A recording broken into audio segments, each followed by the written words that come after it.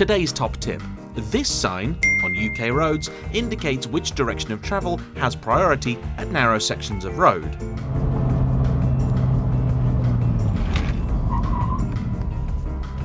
A fact that apparently Jay's driving school is not aware of. Parents, send your children elsewhere.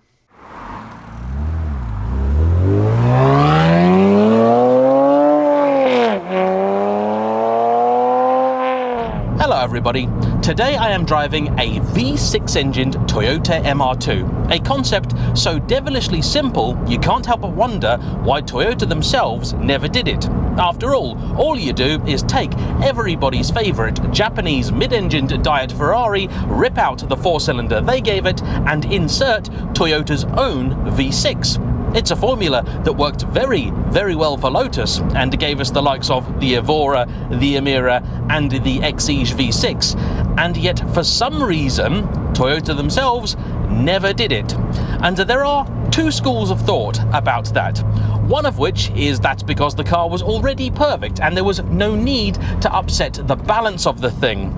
And the other is that they're simply silly, and of course you should do it because what you're going to wind up with is brilliant.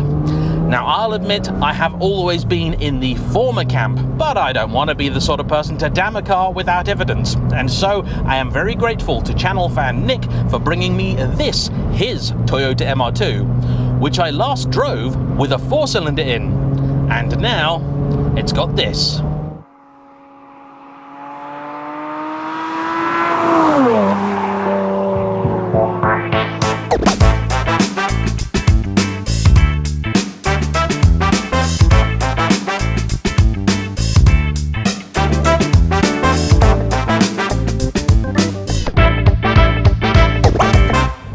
If you've clicked on this video, I'm already fairly certain you know what an MR2 is. Toyota's mid-engined rear-wheel drive sports car made in 3 generations from the 1980s until the mid-noughties. This is a member of the one that you always think of when anybody says MR2. It's the 2nd generation, and for a little while was perhaps most unfavourably known for being the basis of many a Ferrari replica, which I personally think is a terrible shame, because this, a little bit like the MX-5, is one of those cars that I think we only don't appreciate because it is relatively common.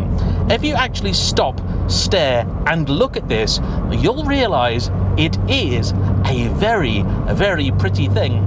And there's really more NSX in it than there is 355, and you have to remember this came out before the 355 did. It was available, depending on where in the world you were, with a number of different body and engine configurations. So you could have the car as either a straight-up coupe with a sunroof, or, as we have it here, the T-bar arrangement, which gives you 2 glass Targa panels that then can be removed and stored in the boot, which for now I have left in, mostly so you can hear me a little bit easier. And I was tempted to take those off for the review, but then I heard this engine at full chat. And don't worry, you will be hearing plenty of it throughout this review, but I didn't really want to have to compete with it all the time. In terms of powertrain, from the factory, all of the cars then came with some flavour of 2-litre 4-cylinder Toyota engine, specifically the 3S family. Here in Britain, you could get it with either 138 horsepower, or with the likes of the T-Bar, you could also get 158 horsepower, and over time the car went through multiple revisions, with some of the later having a little bit more power and then eventually a little bit less. But in other markets, Toyota did offer the MR2 Turbo, which, as you might imagine, then had forced induction and featured the same engine setup as you got in the Celica GT4, which made 250 horsepower. So unlike its successor, they did at least give you some form of spicy option out of the factory gates.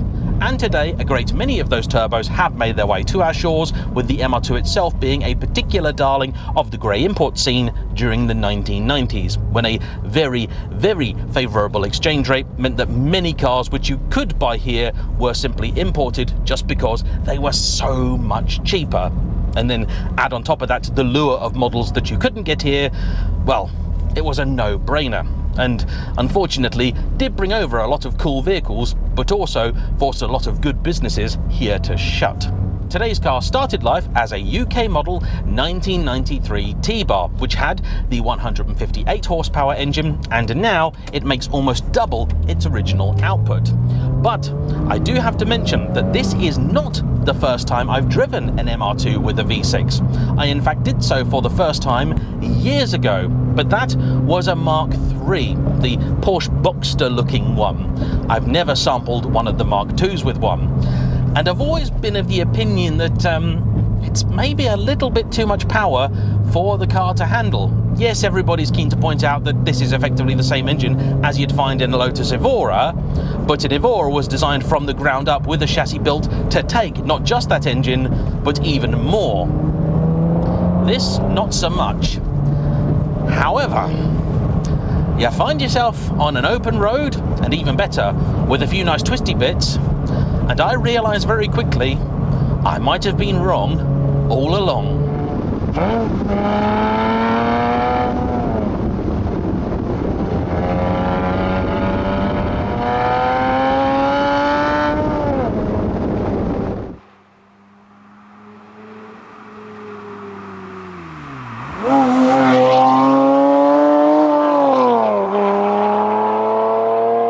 There is a real basic and very primal joy to be derived anytime you take a really big engine and put it in a really small car. And actually, one of the biggest surprises here is that I'd always worried by putting this larger 3.5 litre engine in the back of an MR2, you'd upset the balance of a car that already had a bit of a reputation for being a spiky so-and-so. As it happens, the opposite is in fact true. This engine setup, I'm told, is some 50 kilos lighter than the original 4-pot, because that is an all-iron setup and this all-alloy. That's very, very impressive. So not only is the car lighter, but the weight distribution will now be a little bit further forwards. And I've got to say, it's quite an effective pairing, this, because it's got so little weight to drag, probably around 1200 to 1250 kilo, this engine feels more than capable enough. Even at very low RPM, I'm going to put the car into 4th now, so 1500 RPM here, doing 25 mile an hour. Put your foot down, it just moves. And because this car now has a later ECU which has been reworked, it will also rev higher than it did before, with the red line now being 7,200. In most stock applications, this engine will go instead to about 6,600. And it's a very curious engine, this. It's called the 2GR-FE, and it made its way into a whole heap of different Toyota products. To many people, it's the engine out of the Camry, but this one actually came out of a Lexus RX, although the gearbox instead came from an MR2 turbo. And I'm told if you're really set on doing a conversion like this, a turbo is a fairly good starting point. That ECU is actually from a 2013 Toyota Sienna, and work has to be done mostly to convince the engine to actually move. Because you see, Toyota themselves never designed it to be with anything other than an automatic gearbox. So you have to convince it that said gearbox is still attached, it's just in neutral. Lotus, in case you are wondering, got around this issue by taking the gearbox from a diesel Auris and then having a new ECU built by Bosch. And in spite of the fact this is a UK market car, you've still got the indicator stalk on the right, and as you might imagine, most of the ordinary stuff about this car is exactly the same as any other MR2, so it feels, well, tiny. I mean, it looks positively diminutive, this thing, and the turning circles, not spectacular. One other thing that isn't standard is the clutch. It's an XED Stage 2, and it's a grabby a little so-and-so. But once you're on the move, both it and the gearbox are fine. And as we have a nice clear bit of road, let's give you a bit of that soundtrack.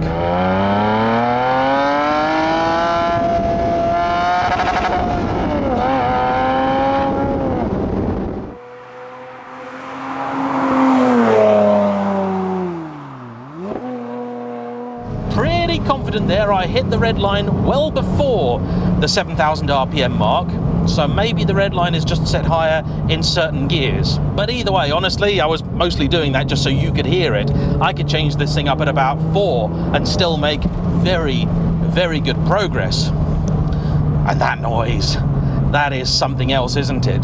The manifolds are custom made, and originally Nick wanted to retain the Mongoose exhaust that he'd been using on this car previously. They did that, but then they found the car just didn't feel right, and it turned out that exhaust was then a restriction, so a new one had to be built, adapted from a turbo, and it now flows fairly well.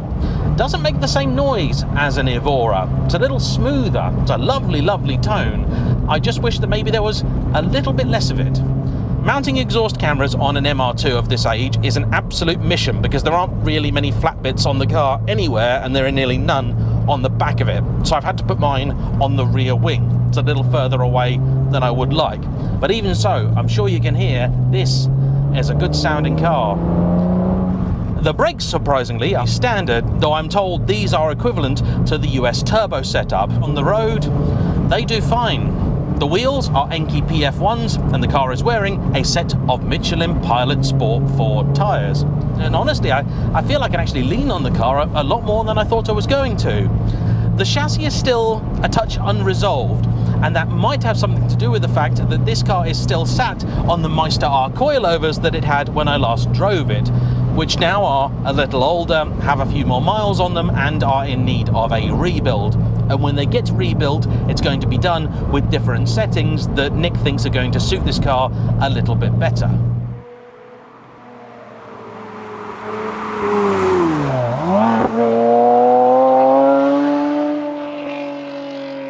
Over these little undulations and things, it just gets a little bit upset, and I would have concerns through a fast bend. If you hit a little crest, the whole thing just getting out of shape.